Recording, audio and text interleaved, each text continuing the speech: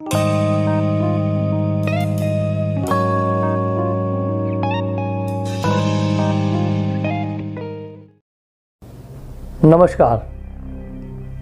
आज इस वीडियो में मैं आपका कुछ बड़े संतों से परिचय कराऊंगा।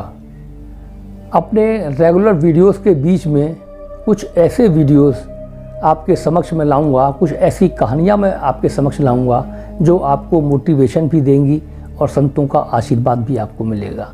भारतवर्ष में बहुत बड़े बड़े संत हुए हैं और उन संतों के विषय में हमको जानना चाहिए।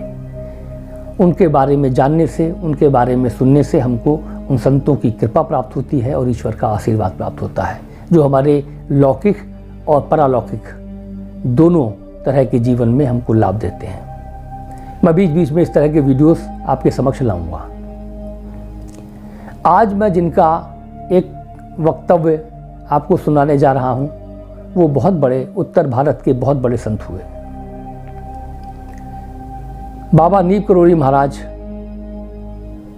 उनके विषय में मैं एक कहानी आपके समक्ष सुनाना चाहता हूँ। बाबा नीम करोली महाराज नैनीताल के कैंची धाम में उनका आश्रम था। वहाँ कभी कभी वो आया करते थे। उनके बहुत सारे आश्रम थे, तो अलग अलग समय में वो अलग अलग जगह पर रहा करते थे।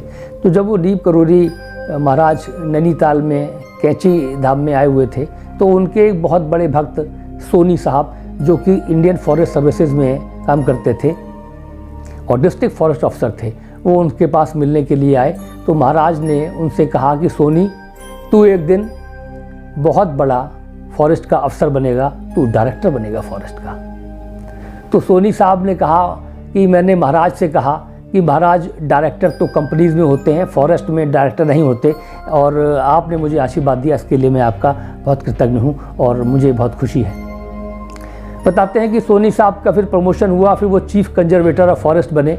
तो जब वो चीफ कंजर्वेटर ऑफ फॉरेस्ट बन गए, तो वो महाराज के पास गए और कहा कि महाराज, आपने मुझे कहा था कि मैं फॉरेस्ट का बहुत बड़ा अफसर बनूंगा, और आपकी कृपा से आज मैं चीफ कंजर्वेटर ऑफ फॉरेस्ट बन गया हूं, और आप ही की कृपा है जो मैं आज फॉरेस्ट का सबसे बड़ा अफसर बना हुआ हूँ। उस समय चीफ कंजर्वेटर ऑफ फॉरेस्ट सबसे बड़ी पोस्ट हुआ करती थी। तो सोनी साहब बताते हैं कि महाराज को वो बात याद थी। महाराज ने कहा कि ना सोनी, हमने तुझसे कही थी कि तू डायरेक्टर बनेगा, जंगलात का डायरेक्टर बनेगा, और अभी तो तू बना नहीं, अभी तू उसका डायरेक्टर बनेगा। तो सोनी साहब ने फिर कहा महाराज से कि महाराज, डायरेक्टर हमारे यहाँ नहीं होते, ऐसी कोई पोस्ट नहीं होती, और डायरेक्टर्स कंपनीज वगैरह में होते हैं। तो महाराज ने कहा कि हम पढ़े लिखे तो हैं नहीं, हम नहीं जानते। बात आई गई हो गई।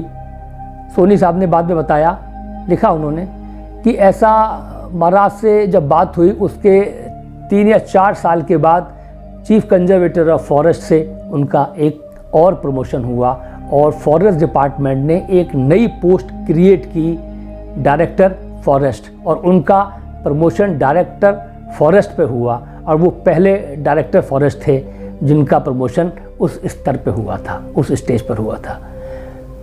तो बाबा नीम करोली महाराज ने जो बात कह दी, जिस समय वो पोस्ट भी नहीं बनी थी, उस समय महाराज ने उस पोस्ट के बारे में कह दिया। और संतों की वाणी का नेचर कितना सम्मान करती है, ईश्वर कितना सम्मान करते हैं कि जो महाराज ने कह दिया, नेचर ने, ईश्वर ने उस कहे को पूरा करने के लिए एक नई पोस्ट क्रिएट की, डायरेक्टर फॉरेस्ट, और सोनी साहब डायरेक्टर फॉरेस्ट बने।